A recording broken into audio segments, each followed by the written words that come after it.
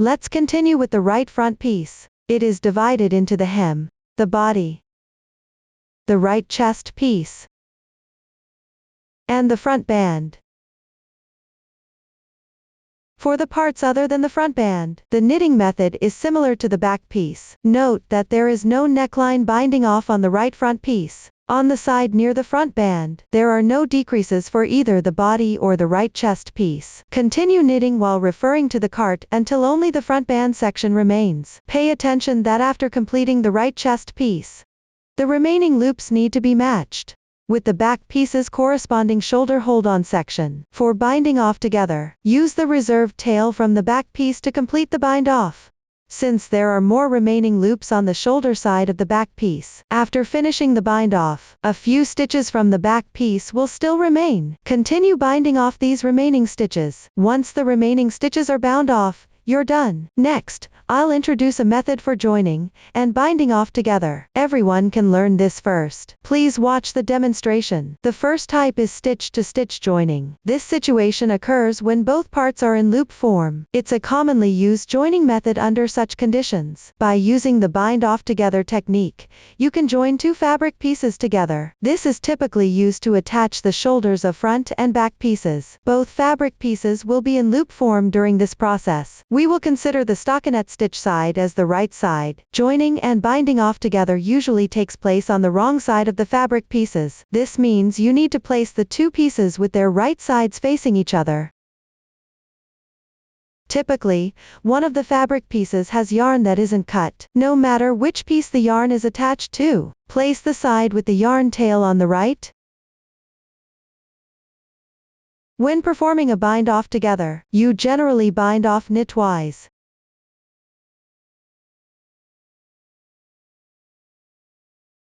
This involves passing through loops from both fabric pieces simultaneously. Work the knit stitch while performing a bind off.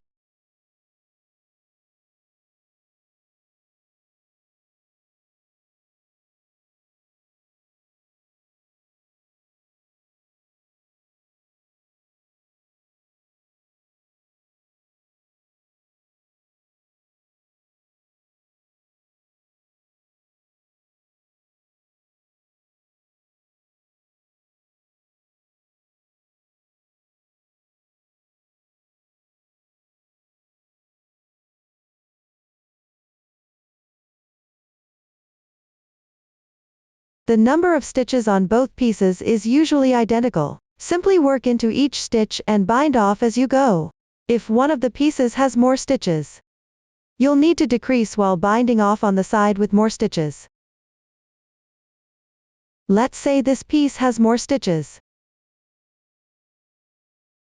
You can draw through two loops at once, then continue by drawing through one loop of the other piece. Work the knit stitch to bind off.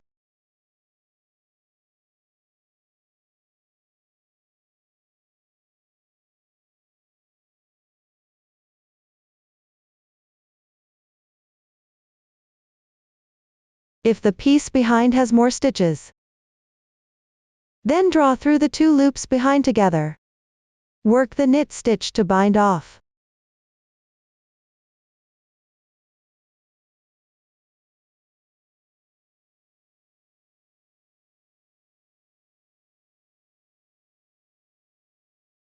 In my case, both pieces have the same stitch count.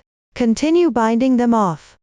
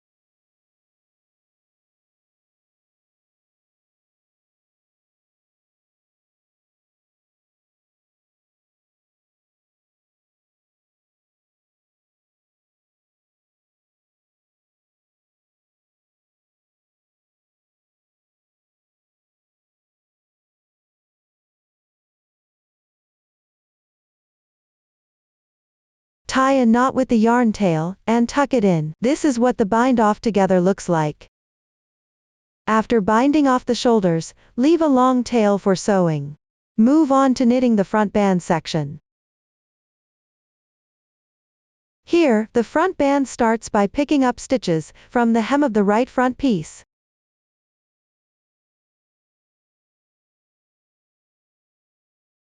This row of picked up stitches counts as the first row, then start knitting back and forth in 2x2 ribbing. The technique for 2x2 ribbing was demonstrated in the hem of the back piece. Pay attention to the stitch patterns at both ends of the front band here. They are slightly different. Refer to the chart while knitting. After completing the required number of rows for the front band, continue binding off in the 2x2 ribbing pattern. Next, I will provide the methods for picking up stitches for the front band and binding off the 2x2 ribbing. Note that the video only demonstrates the techniques. That is, knit for the purl texture, and purl for the knit texture, and then bind off. The actual stitches should be worked according to the actual project. Learn by watching the video first. Then proceed with knitting. When picking up stitches, keep in mind not to create large holes. Pick up stitches in the hole between two edge stitches.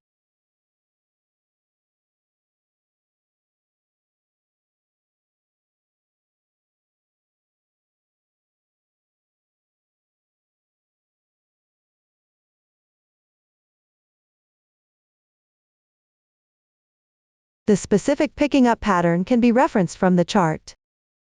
You can also adjust based on the actual situation. Ensure that the fabric piece looks neat and smooth after picking up stitches. Just pick up the corresponding number of stitches evenly.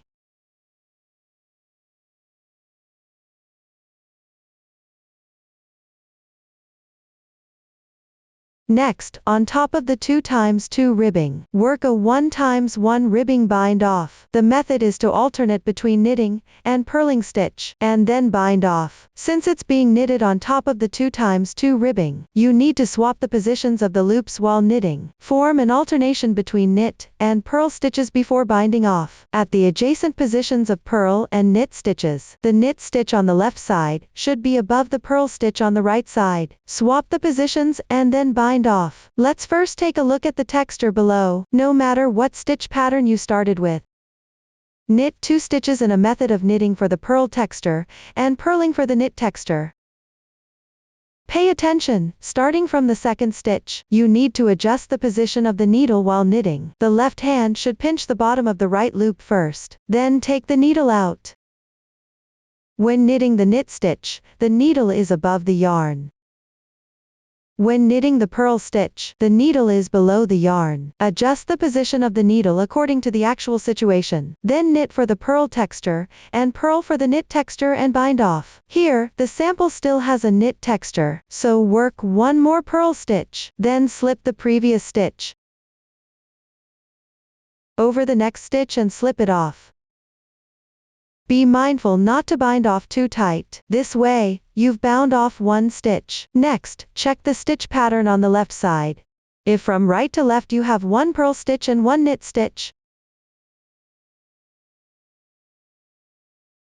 then you need to switch the loops. If it's another stitch pattern, continue knitting for the purl texture and purling for the knit texture. Pay attention to adjusting the position of the needle. Always keep the needle above the yarn when working the knit stitch.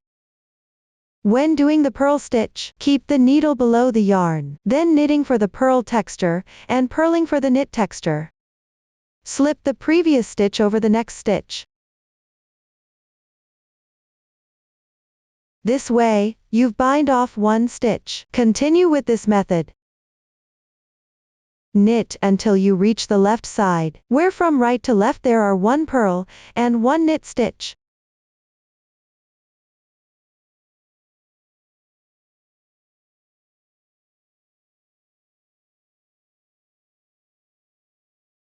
Now you've reached this spot.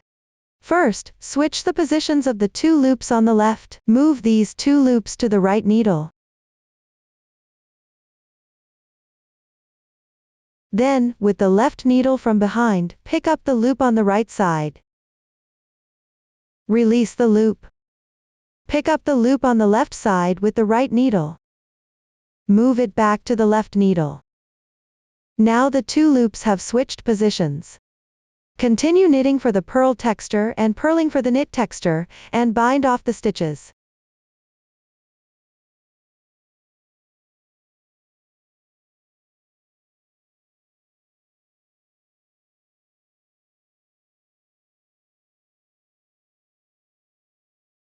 Pay attention to adjusting the position of the needles while knitting.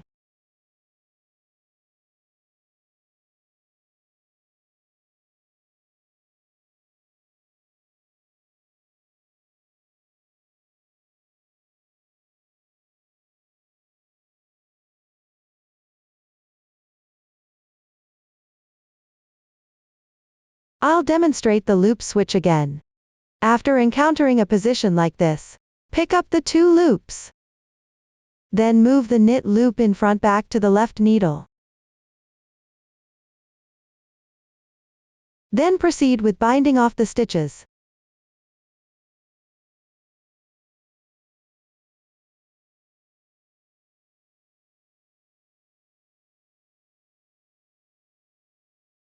Continue with this method, and keep binding off until the end of the row.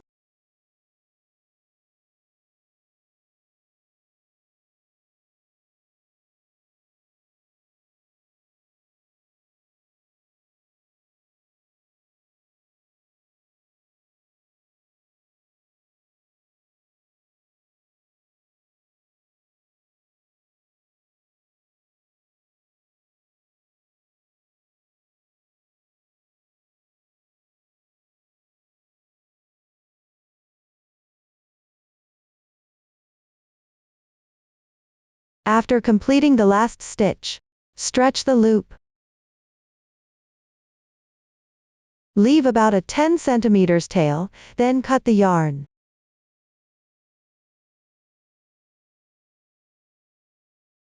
Pass the yarn tail through the loop. Slightly tighten it. Then weave in the tail along the texture on the wrong side of the fabric.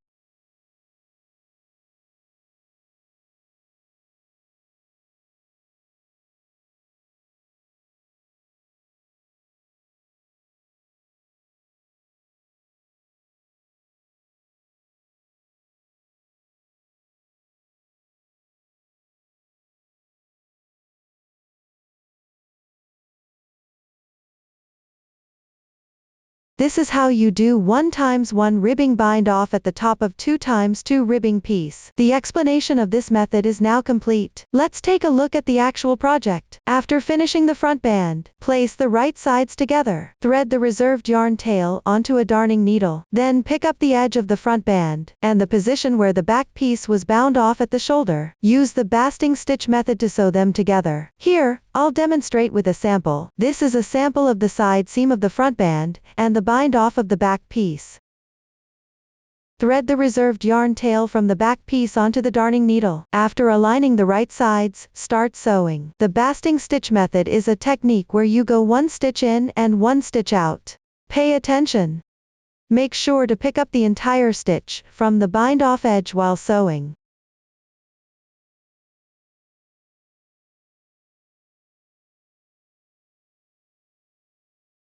Also, keep the stitching gaps small.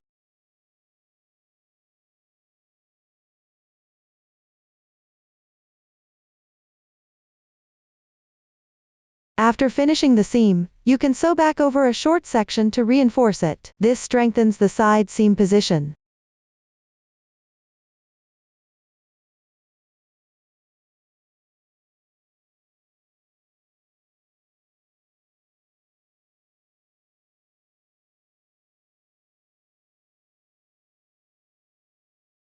Then, weave in the ends and fasten off the yarn. That concludes the right front piece. Next, let's take a look at the left front piece. It's also divided into the hem, the body, the left chest piece, the shoulder parts, and the front band. The knitting method is similar to that of the right front piece and the back piece. Mind the side of the left front piece near the front band. There's no decrease for the body and the left chest piece. Refer to the previous demonstration to knit this part. Pay attention to the pattern chart while knitting, where different colors of squares are used. Distinguish the yarn options that correspond to the colors, indicating that you need to switch colors back and forth while knitting to create the jacquard pattern. Both Intarsia and jacquard techniques will be used here. Let's first learn the method for knitting the pattern. After mastering it, adjust according to the actual situation, and refer to the chart to knit. Take a look. If the intervals are relatively far apart, and there are fewer stitches, you can directly use the Intarsia method for knitting. Since the distance is far here, you can prepare small yarn balls in advance for convenience. This will make the subsequent knitting easier. Here, the interval is far but there are more stitches, so you need to combine both Intarsia and jacquard techniques. That means using Intarsia on the sides and jacquard in the middle while knitting. Specifically, choose the appropriate method based on the actual situation. Ensure that the surface is flat with no small holes after finishing. Here, I'll teach everyone the 8 yarn wrapping technique. To make a small yarn ball, there are 2 situations. One is taking the yarn from an independent ball and wrapping it. The other is when the yarn is still joined to the fabric piece. No matter which situation, the method of wrapping is the same. First, leave a tail of about 10 centimeters. You can also make it slightly longer if you prefer. This tail is the tail that will be pulled out later. Place it like this, in the position between your left thumb and index finger. Pinch it with your thumb, then wrap the yarn in a figure 8 on your hand.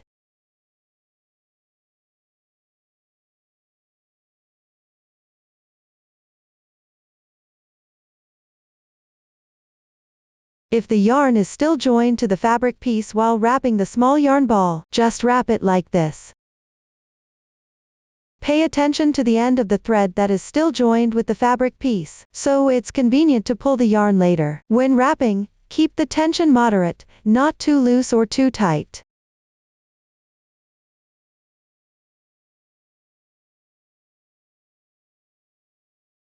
The more stitches there are in one color block, the more you'll need to wrap the yarn ball. The fewer stitches there are in a color block, the less you can wrap for the yarn ball. If later on you run out of yarn, just join a new yarn and continue knitting. After roughly wrapping it to the needed size, leave a tail and cut the yarn.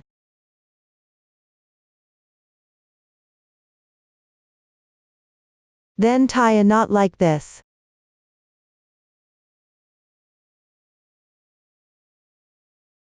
You can first secure the middle by wrapping it a few times.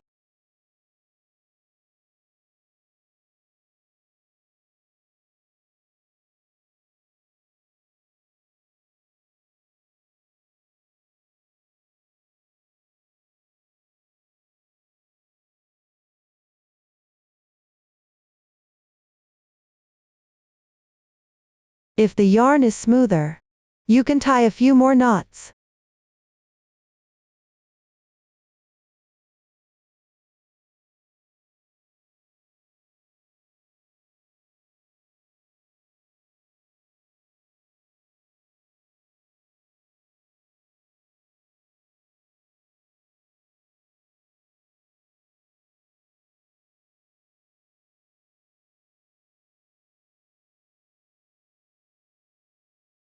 If the yarn tail here is too long, you can trim it slightly shorter. This is the method for wrapping a small yarn ball. When you use it, just gently pull out the yarn like this.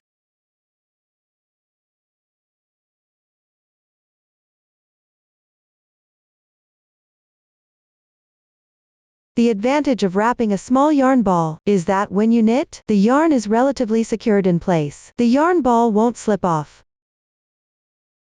When you have more yarn balls, they are less likely to get tangled with each other. It makes knitting more convenient. If you've reached the ending of a small yarn ball, and it becomes a bit loose, you can take it apart and wrap it again.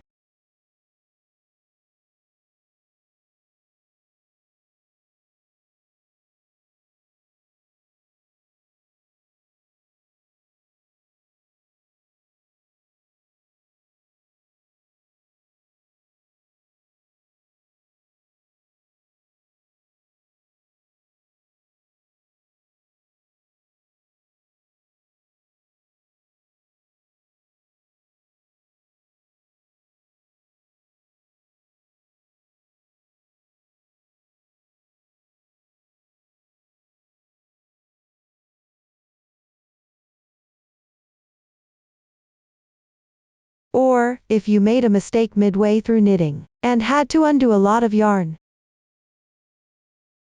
you can also use that undone section of yarn. You can also wind it into a small yarn ball. Remember, this is the end joined with the fabric piece.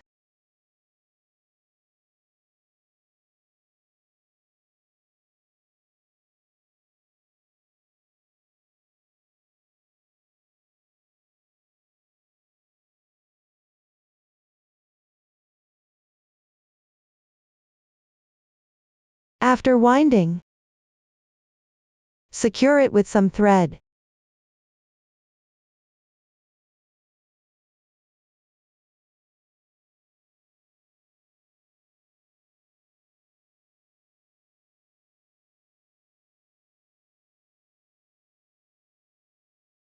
That's all you need to do.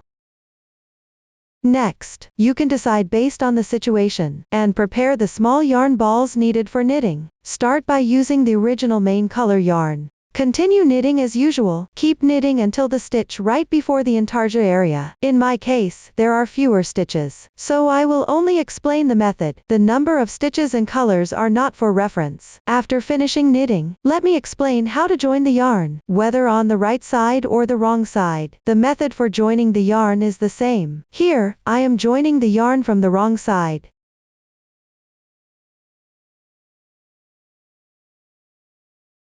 Take the new yarn. Tie a knot with the original yarn.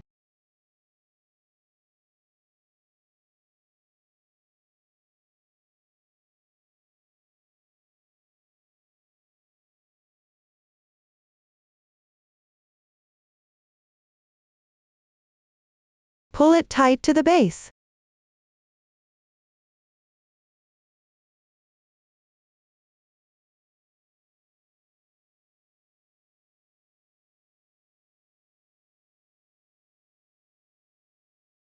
That's how you join the yarn.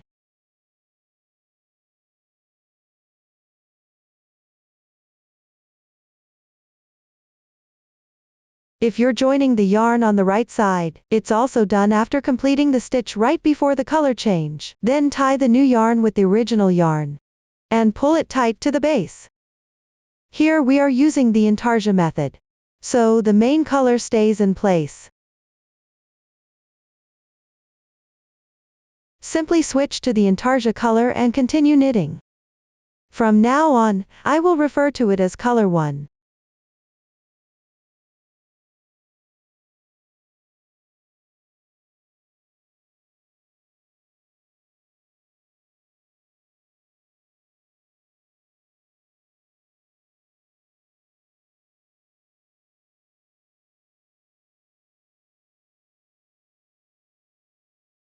After you finish knitting, you need to rejoin the main color yarn here.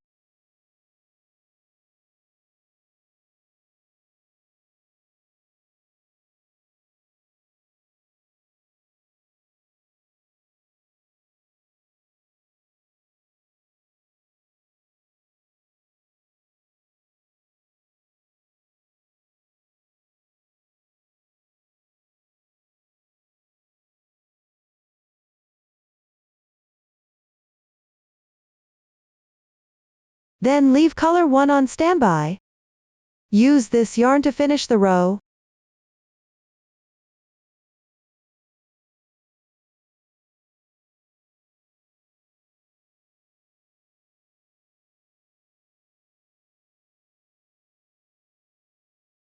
And continue with the stitches at the beginning of the next row.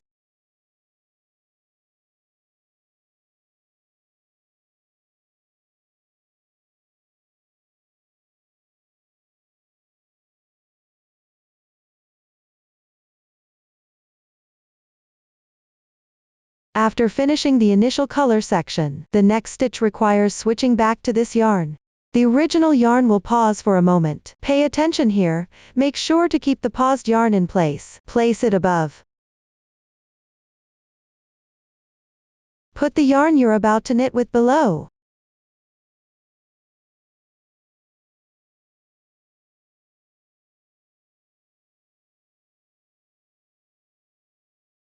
That is, cross the 2 yarns once.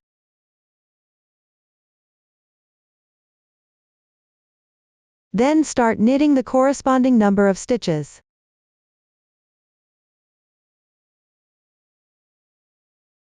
After we knit one stitch, check the wrong side. The paused yarn will be pressed underneath.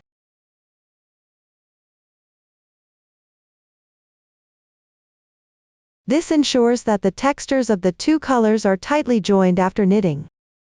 It won't be loose, it won't affect the appearance. The yarn you pull over here shouldn't be pulled too tight. Maintain proper tension. Continue knitting.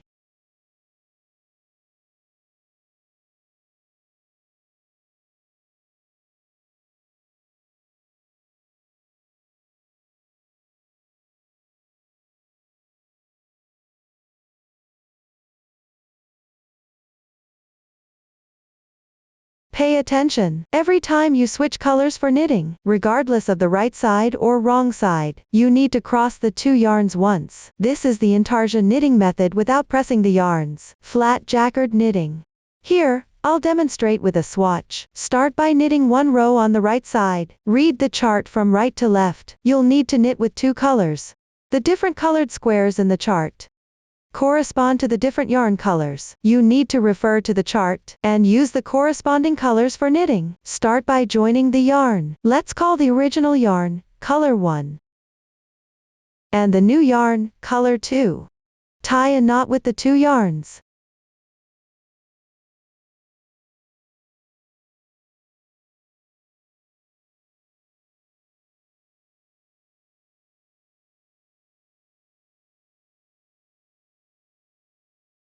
Then pull the knot close to the base.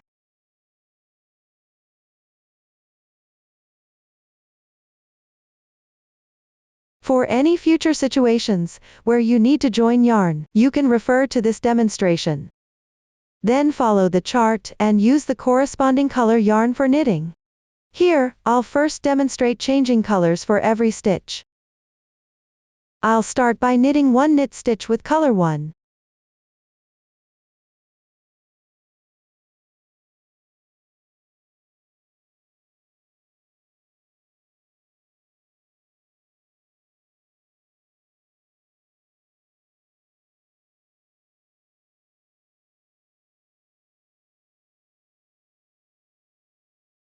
Then use one hand to hold both threads.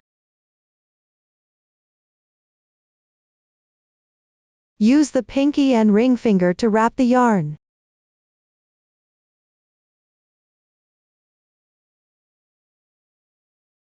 This way, each of these fingers holds one thread. Continue by knitting one stitch with color 2.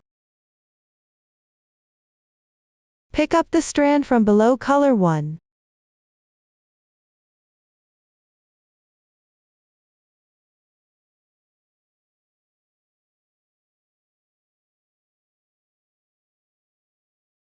After switching colors and finishing one stitch, you can see that there is a carrying yarn at the back.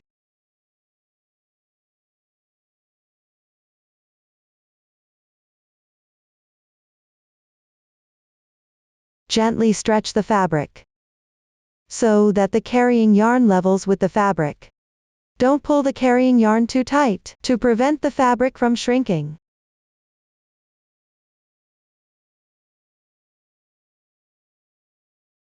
Continue by knitting one stitch with color 1. Here, make sure color 1 goes above.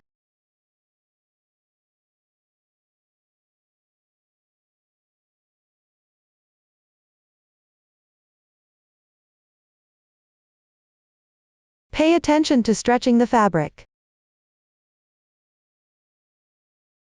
After completing it, continue by picking up color 2 from below and knitting one stitch. Note: when you pick up the strands, ensure the two threads don't twist around each other. After switching colors and finishing one stitch, gently stretch the fabric piece, ensuring it lays flat. This means the carrying yarn shouldn't be pulled too tight.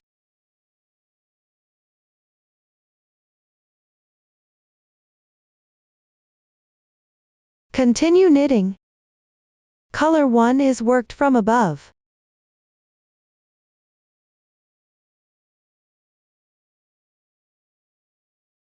Color 2 is carried from below.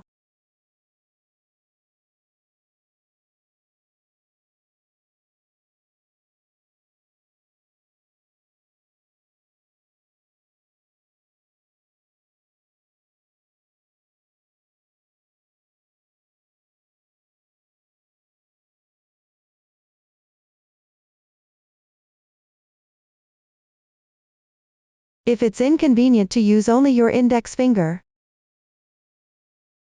you can use your middle finger to pick up color 2.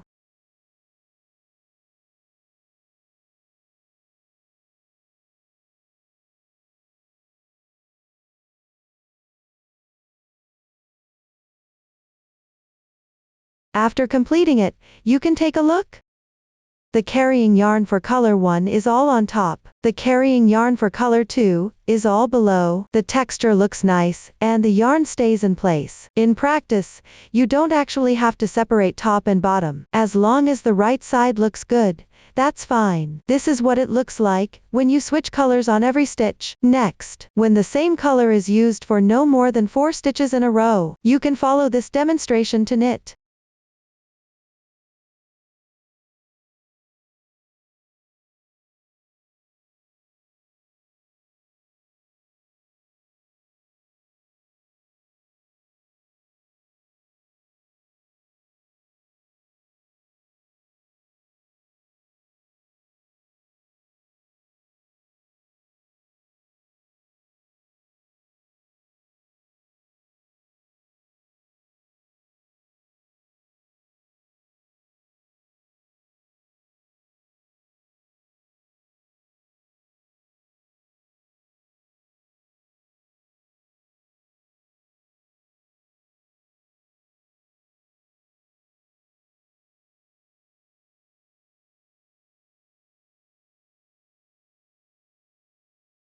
The exact number of stitches for each color. Pay attention to refer to the chart. Don't make a mistake while knitting. If you need more than 4 stitches, you should carry the other yarn across. Here, let me demonstrate the method for carrying yarn when knitting 5 continuous stitches.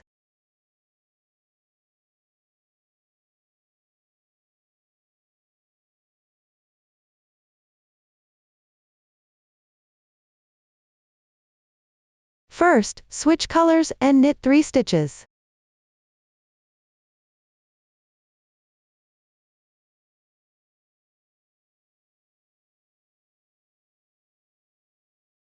Then use your index finger to pick up the other yarn.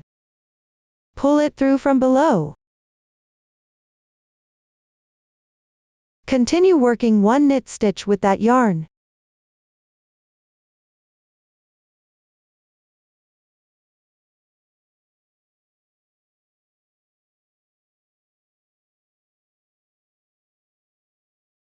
This way, the other yarn is carried once.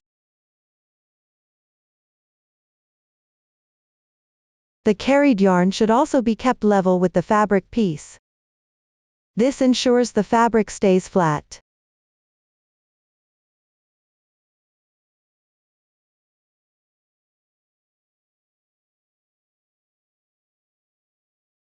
Continue working 1 more stitch.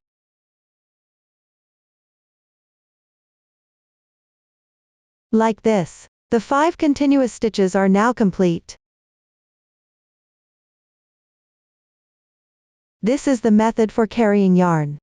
After each time you carry the yarn, gently stretch the fabric. When carrying the yarn, always carry it after completing 3 stitches. I'll demonstrate again how to carry the yarn while knitting 7 continuous stitches.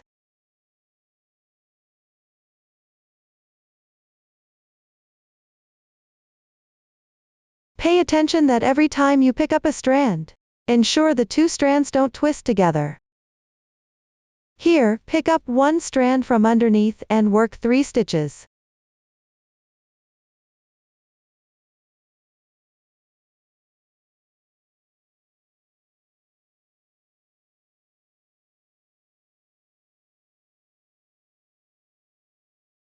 Then, from underneath the other strand, pick up this strand, and work 3 more stitches.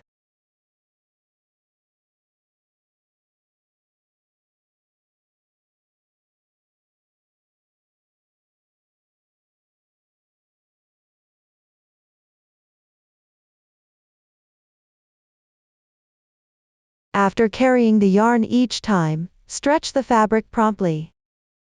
Because of the carried yarn, the 2 strands may twist together. When you continue knitting, make sure to keep them separated. Carry the yarn again and work 1 more stitch.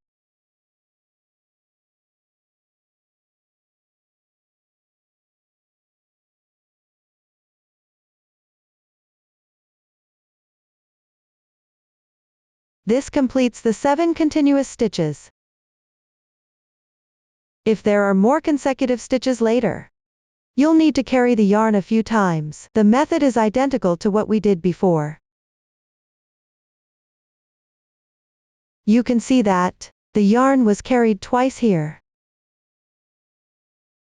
Next, refer to the demonstration here. Keep knitting until the second to last stitch of this row.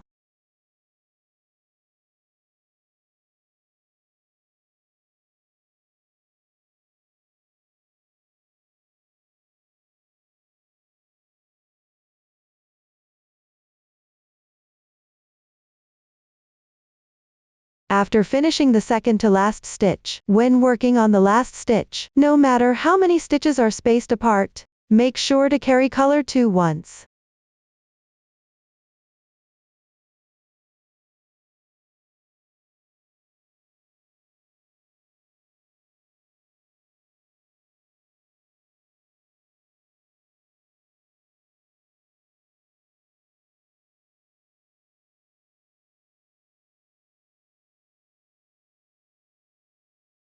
This completes the explanation for 1 row on the right side. Now continue with the wrong side row.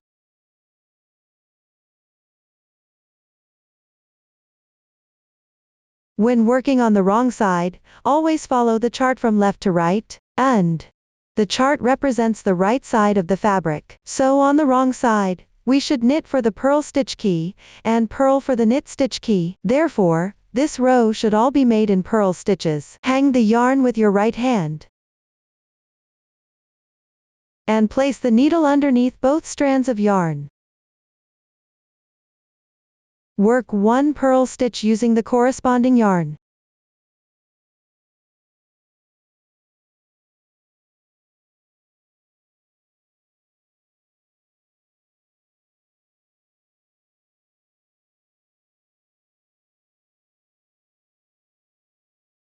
Mindfully stretch the fabric piece, ensuring you don't pull it too tight or too loose. Then continue picking up the corresponding yarn to work purl stitches as usual.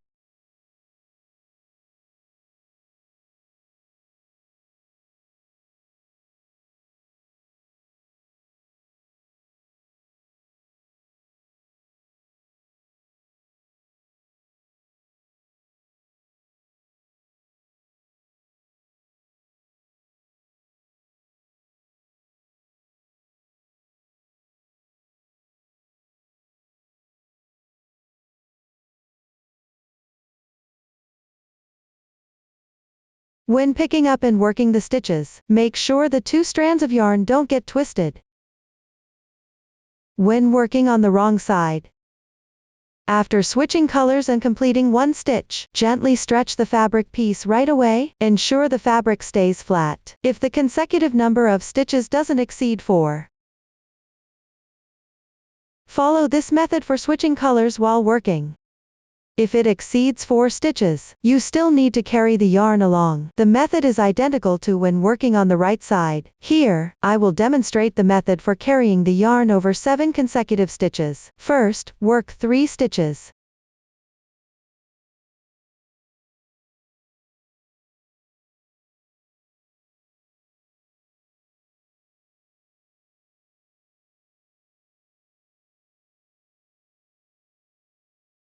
Carry the yarn once, then work 3 more stitches.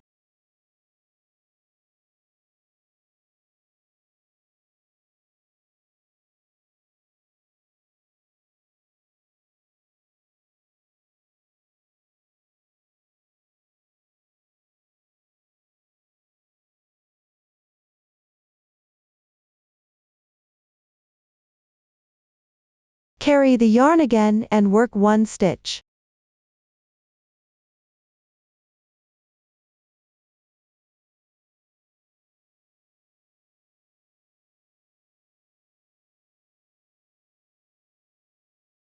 This completes the 7 consecutive stitches. And you've carried the yarn twice. Next, everyone can refer to this demonstration and follow the chart. Keep going until the second to last stitch of this row.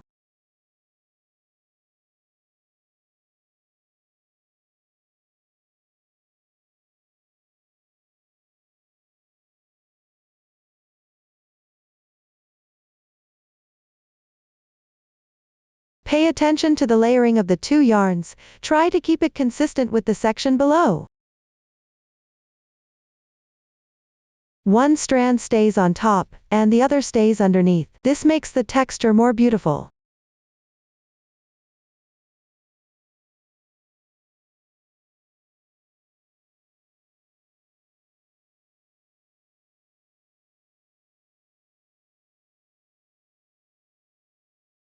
When you reach the corresponding position, you can also carry the other yarn once during the last stitch.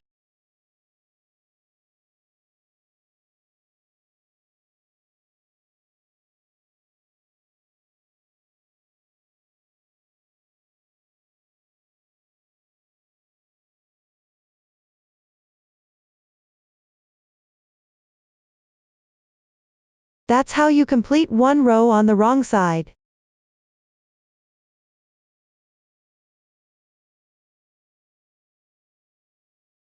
This is the method for jacquard knitting. Finally, combine the remaining loops of the left front shoulder with the corresponding loops from the back piece, and bind off together. For the right shoulder, simply bind off the stitches. After completing the bind off, proceed to knit the front band. The method has been demonstrated earlier. That concludes the explanation of the left front piece. Next, place the left and right front pieces together with the back piece in the correct position. Then, sew the hem and the side seams of the body together by matching them up. Here, we will use a row-to-row joining method for sewing. Next, I will provide the technique for row-to-row sewing. Learn the method before proceeding with the sewing. Next, let's learn how to join row to row. We usually also use the seamless sewing method. When sewing, pick up the horizontal carried yarns of the edge 2 stitches. Let's start by getting to know the fabric piece. First, find the first stitch on the edge. The first edge stitch typically has 4 possible cases. The first case is a slip stitch. This means you simply slip it along the texture without knitting, forming a large braid. The second case is also a slip stitch. It's just that when slip stitching, it goes against the texture below, forming a knot like this.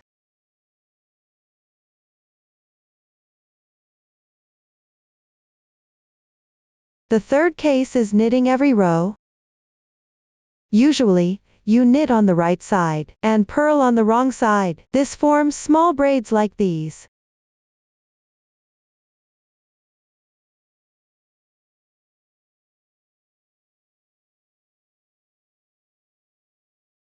The fourth case is also knitting every row. Usually, you knit on both the right and wrong sides. This forms a garter stitch. The first stitch on the left is the second stitch. For example, this fabric piece. When viewed from this side, the second stitch shows a knit texture. When viewed from the other side, the second stitch shows a purl texture. Whether the second stitch has a knit texture or a purl texture, you can see that the loops are all facing forward.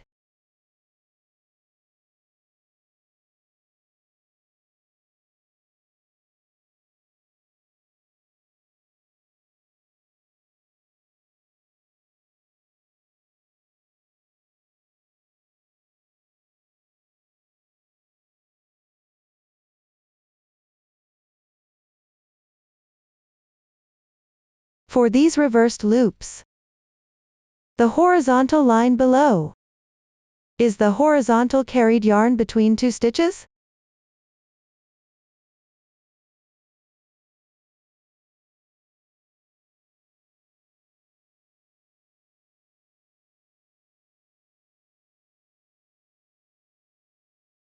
It's the same on this side as well.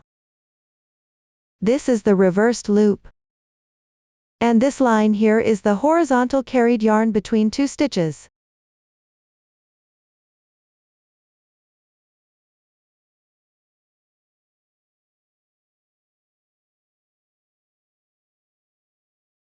The edge with the garter stitch is also the same. This one right here is the second stitch.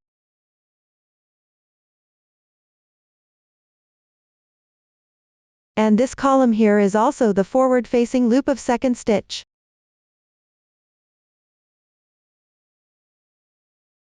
Between these two stitches, there are reversed loops, and this line here is the horizontal carried yarn between the two stitches.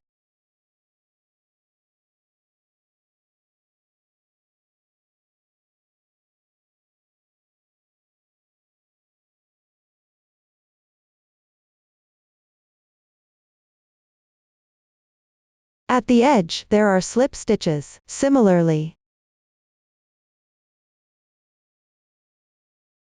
between these two stitches, there are also horizontal carried yarns.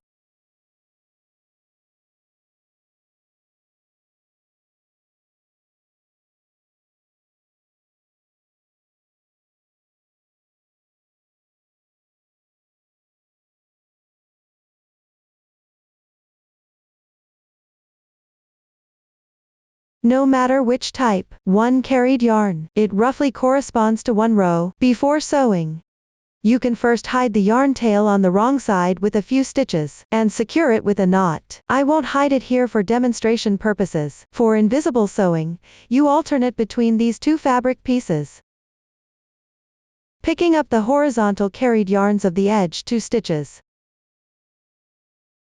and sew them together. Each time, pick up 1 to 2 strands. Pay attention. If the row counts of the two pieces are identical, you can sew them together correspondingly. That means each time you pick up the same amount of horizontal carried yarns.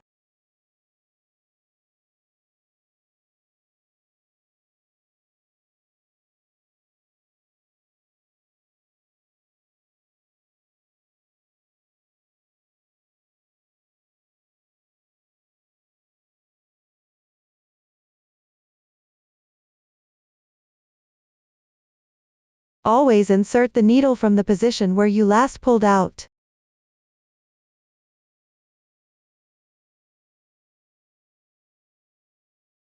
To pick up the horizontal carried yarn.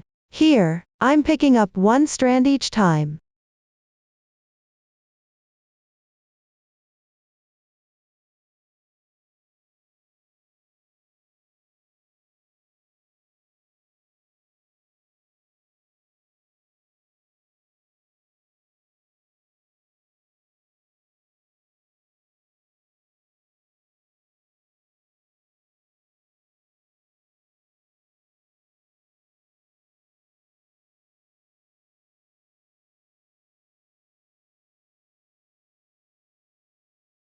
After sewing a few stitches, slightly tighten the yarn.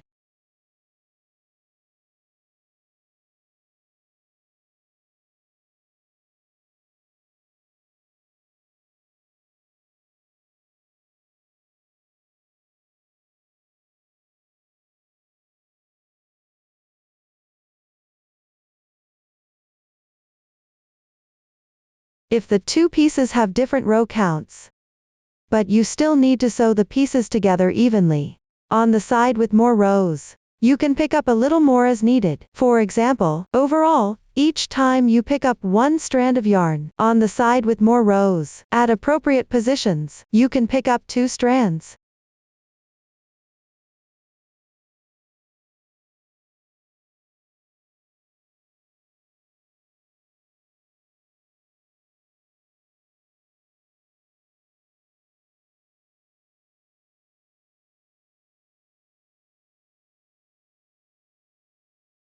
In this case, the row counts of the two pieces are the same, so I'll continue and finish sewing.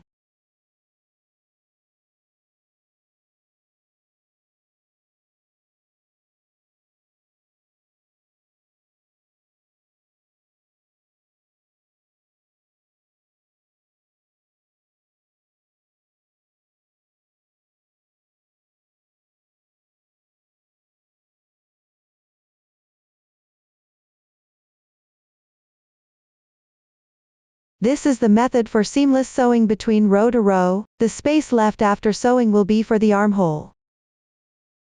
Next, let's take a look at the sleeves. There are 2 sleeves in total. They are divided into the cuff, the sleeve body, and the sleeve cap. Let's start by knitting the cuff. Use the right hand long tail cast on to begin, then follow the chart for knitting. No new stitch techniques are used here. Next, I will introduce a method for the right hand long tail cast on. Everyone first learns the method, then refer to the chart for knitting later. Please watch the demonstration. Start with the long tail cast on. Before casting on, you need to leave a certain length of yarn tail. It's usually about 3 times the length of the fabric piece. The exact length should be referenced from the chart. Make a slip knot with the yarn tail.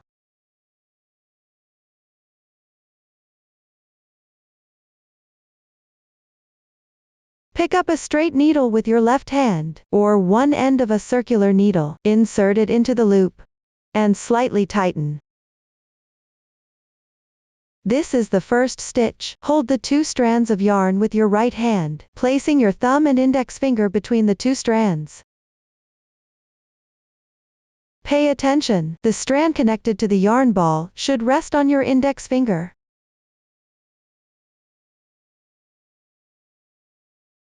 While the reserved long tail rests on your thumb. Straighten the yarn. Insert the needle upwards through the loop on your thumb.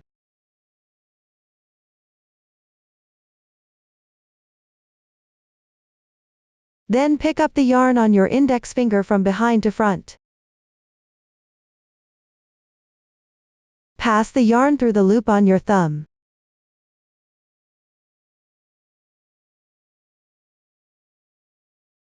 Release the yarn from your thumb, slightly tighten. This is the second stitch. Now start the third stitch. Straighten the yarn again. Insert the needle upwards from the bottom. Insert the needle into the loop on your thumb.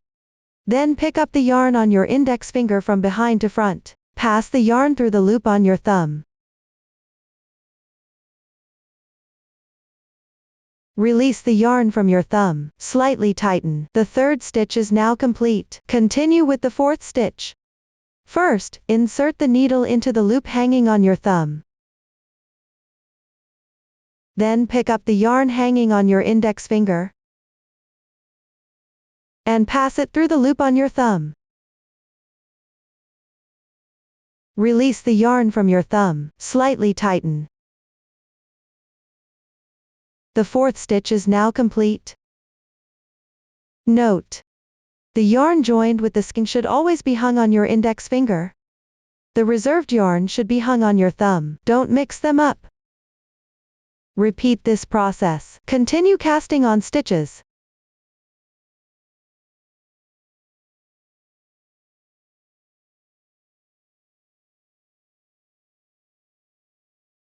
Stop when you reach the desired number of stitches.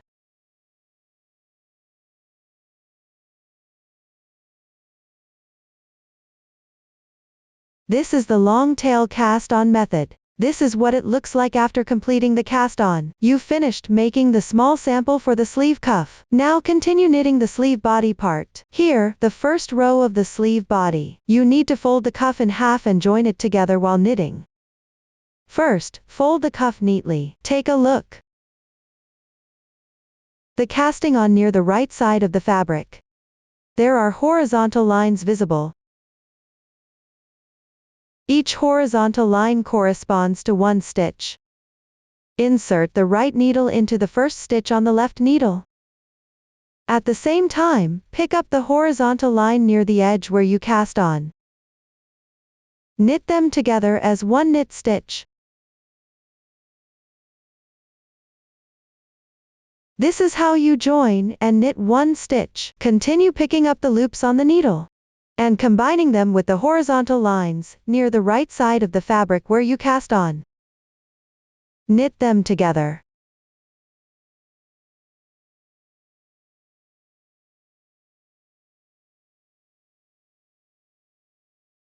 Keep going until you finish this row.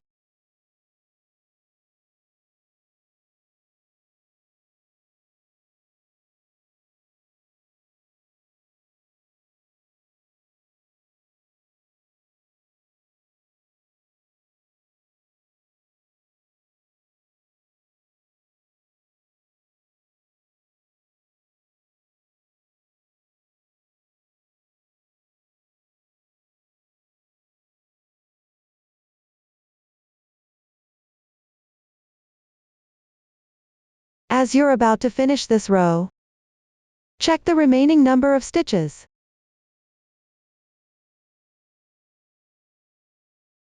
If one side has more stitches, you can adjust the final stitch count by picking up an extra stitch on the other side.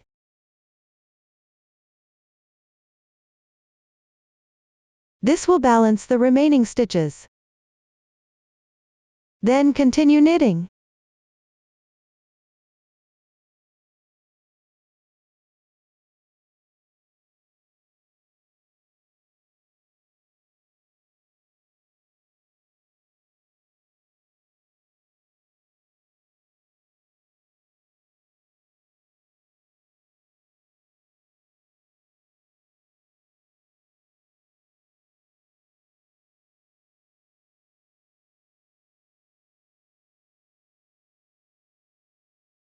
After finishing, take a look at the cuff. It now forms a double layer. For the sleeve body, just continue knitting evenly. Once the sleeve body is finished, continue with the sleeve cap knitting. The technique is almost the same as for the sleeve body. Here, you need to bind off stitches on both sides. The binding off method is the same as for the front and back pieces. After completing all rows, finish with binding off stitches. Next, refer to the chart to complete the rest of the knitting on your own. That concludes the lesson on sleeves. After finishing the sleeve, sew together the side edges of sleeve body and cuff. Use the same sewing method as for attaching the bodice hem and side seams. Note that the cuff is double layered. The folded part also needs to be sewn together. While sewing, make sure not to pick up the bottom layer of the fabric piece. Complete this step. And finally, sew the side edge of the sleeve cap, and the last bound off section, to the armhole position on the front and back pieces. Match the underarm sewing position, and align the middle of the sleeve cap with the shoulder joining point. You can secure a few points on the edge.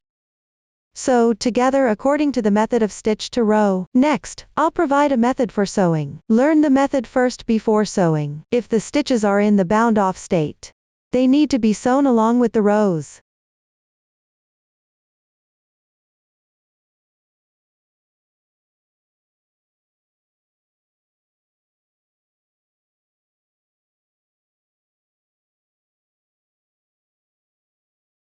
On the stitches side, pick up the reversed braid.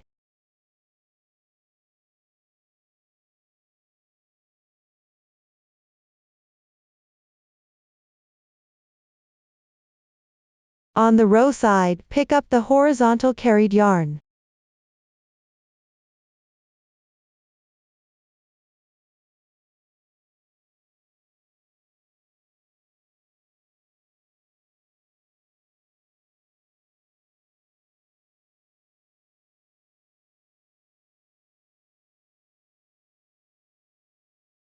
And if the row numbers are more than the number of stitches, adjust according to the situation. At the appropriate position, pick up 2 horizontal carried yarns at the same time.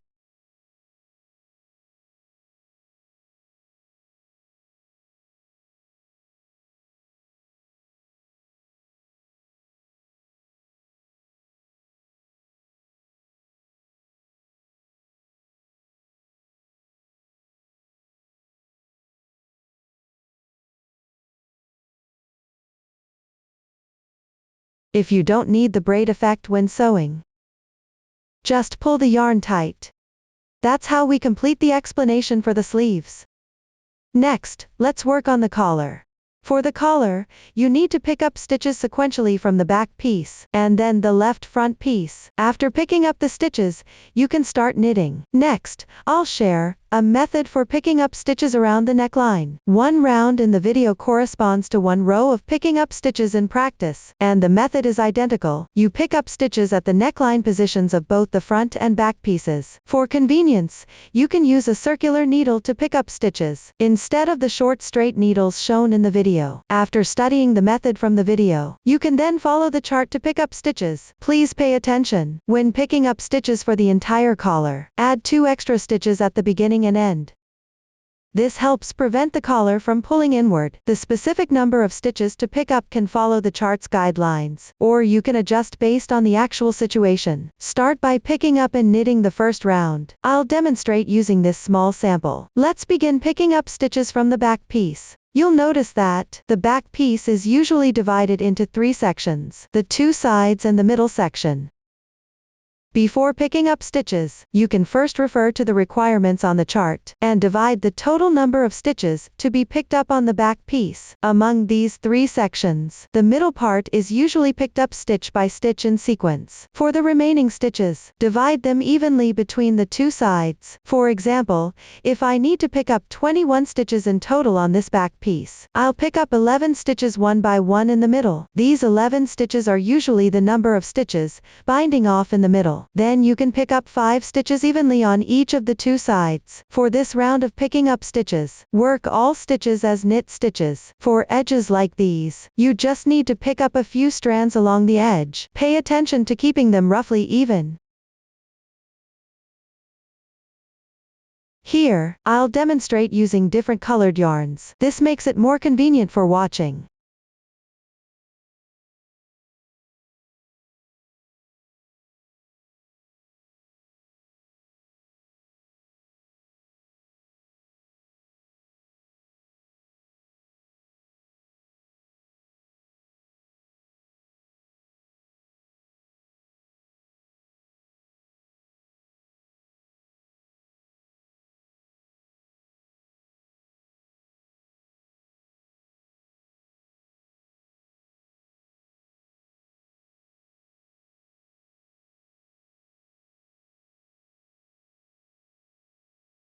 After picking up the stitches on the side, pick up 11 stitches in the middle, corresponding one by one.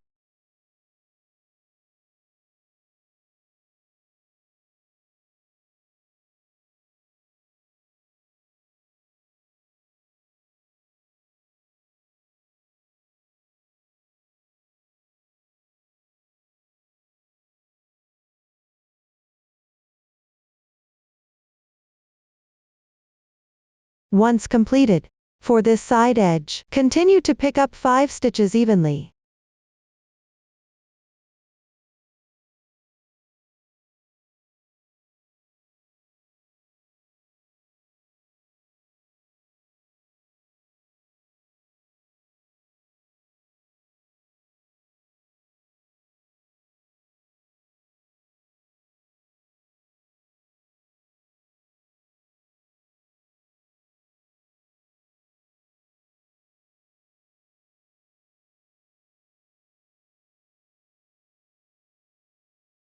After finishing, when you reach the position of the front piece, distribute the total number of picked up stitches on the front piece equally across these 3 sections. For example, if I need to pick up a total of 39 stitches on this front piece, in the middle here, I bound off 7 stitches. Therefore, I picked up 16 stitches on each side. Just roughly distribute them evenly.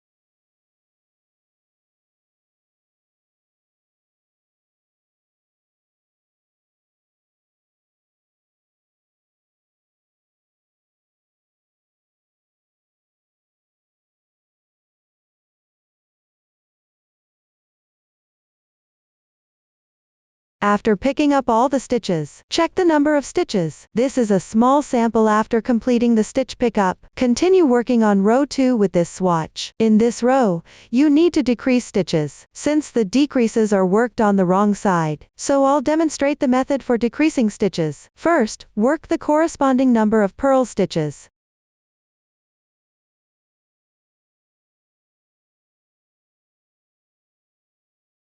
Then work 1 K2 tog. Here, on the wrong side, we're working a K2 tog purlwise. At the same time, pick up the 2 loops from the left. Work 1 purl stitch. That's how you complete the K2 tog. Let's take a look at the right side. The loop from the left is on top.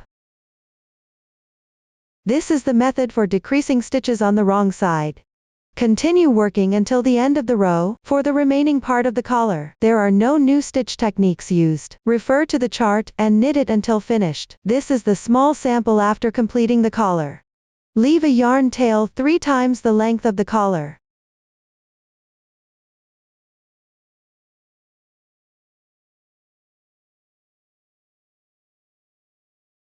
Thread it through a sewing needle.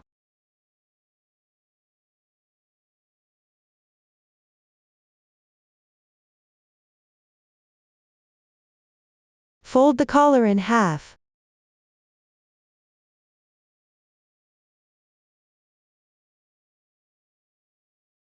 Then pick up the loops from the straight needle. And the raised texture on the wrong side formed by collar pickup. Sew together using whip stitch.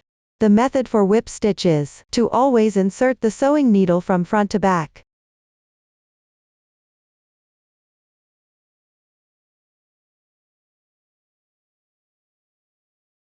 Pay attention to aligning the insertion point with the loops.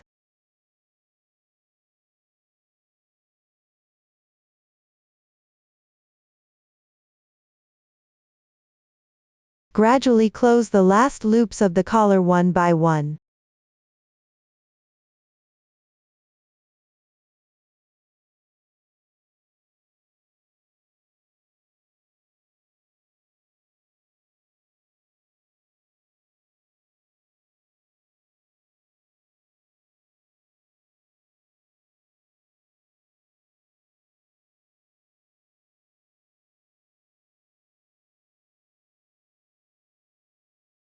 After completion, weave in the ends and fasten off the yarn. The collar edge is now sewn together. Next, take out your crochet hook. On both sides of the collar, work slip stitches to close the opening. Take out the yarn for the collar. Leave a long tail and make a slip knit.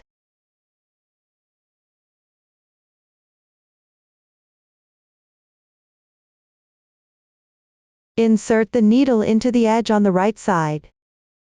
Hook into both layers of the collar fabric. Pay attention to keeping the insertion point close to the edge.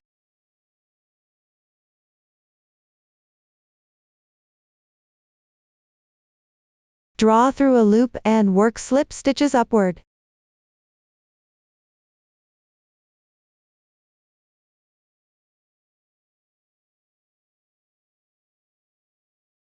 Make sure to pick up both layers of the fabric.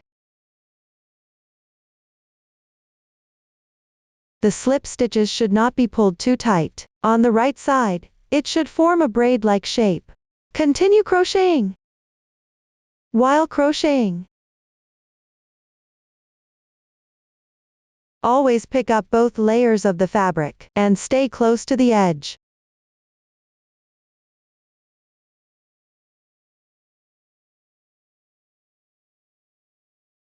After finishing, leave a tail and fasten off the yarn. Simply pull the yarn tail through.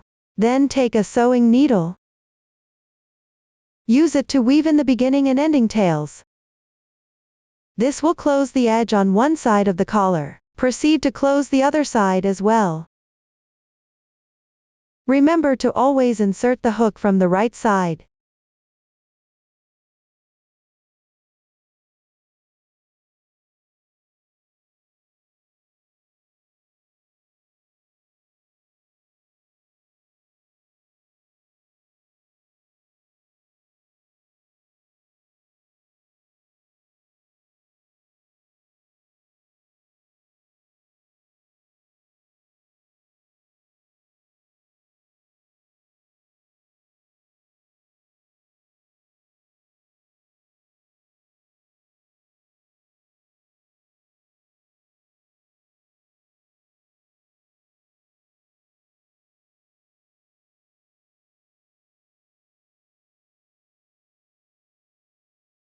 This way, the other side is also closed neatly. Up to this point, we've covered the collar. Next, let's work on the decorations. The decorations include buttons, button loops, and pearl embellishments. Let's start by attaching the buttons. Before attaching them, lay the garment flat. Align the front bands. Then on the upper front band, evenly mark 5 positions. Place stitch markers to mark these spots. If you don't have stitch markers, you can use paper clips or safety pins as substitutes. Here, except for the topmost button, which should be positioned slightly towards the upper left corner, all other buttons should be sewn onto the front band. The buttons consist of male and female parts. Use the raised male part on the upper front band. Next, I will demonstrate the sewing method. Thread the sewing needle with the main piece yarn. Secure the button at the marked position. The sewing technique can vary. Just make sure the button is secured tightly.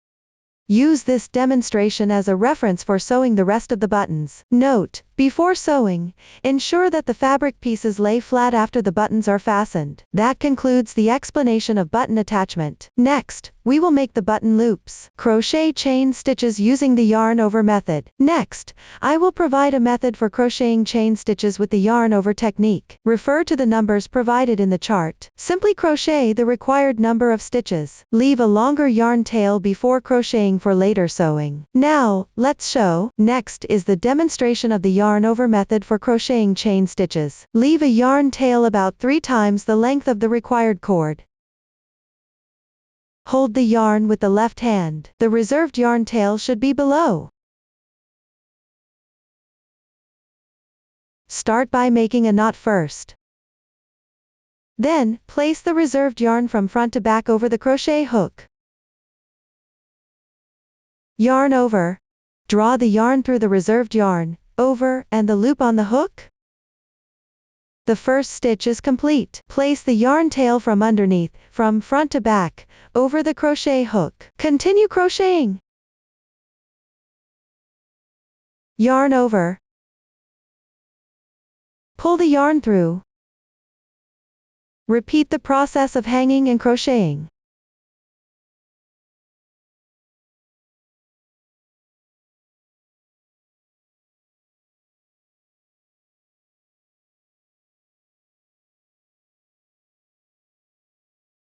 When you reach the desired length, leave a yarn tail, cut the yarn. If you need to sew, leave a longer yarn tail.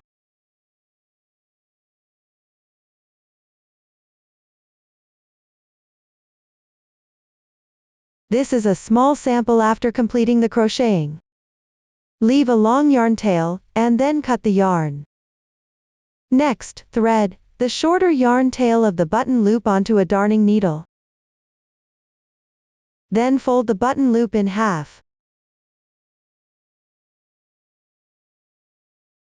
Align the braid-like texture on the right side facing up.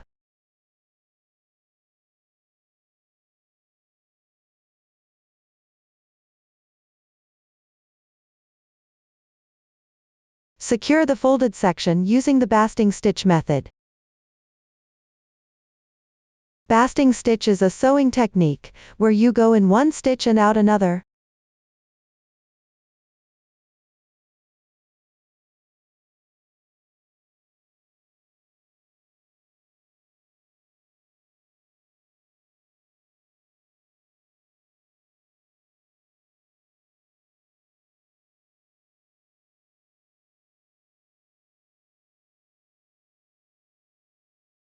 Pay attention to keep the stitches gap small while sewing. You can sew by aligning stitch by stitch.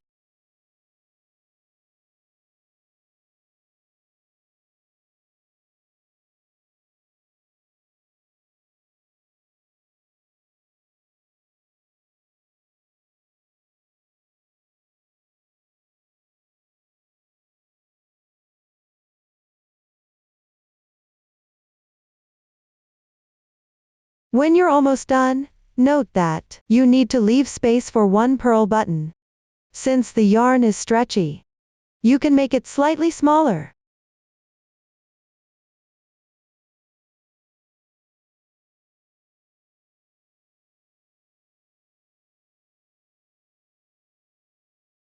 After sewing, try fastening it to check. Once confirmed, continue weaving in the tail on the wrong side to secure it.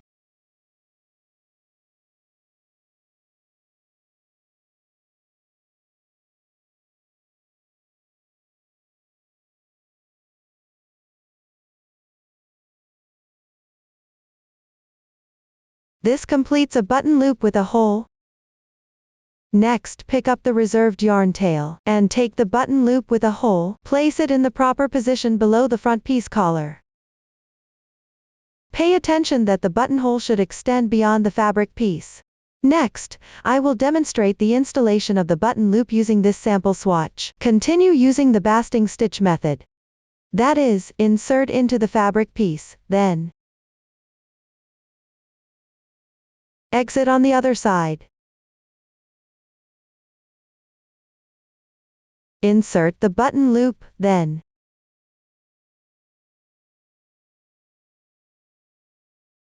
exit through the fabric piece. Insert the button loop again.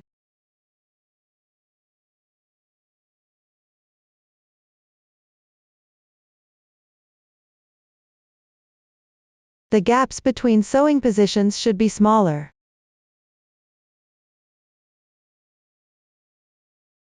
Secure the button loop to the fabric piece like this.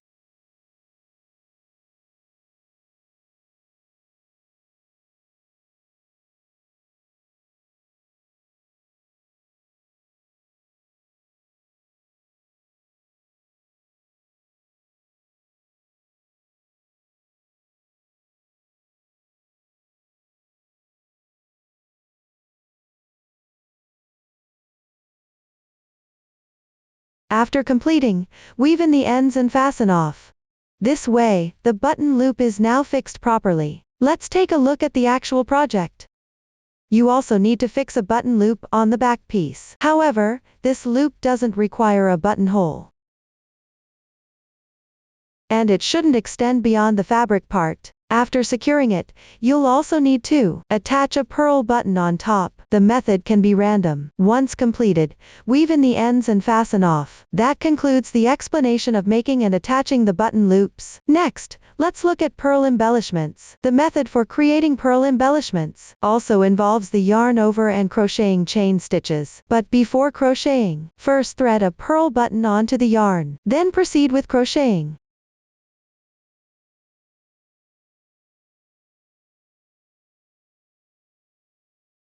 While crocheting, the purl button will be secured at the bottom.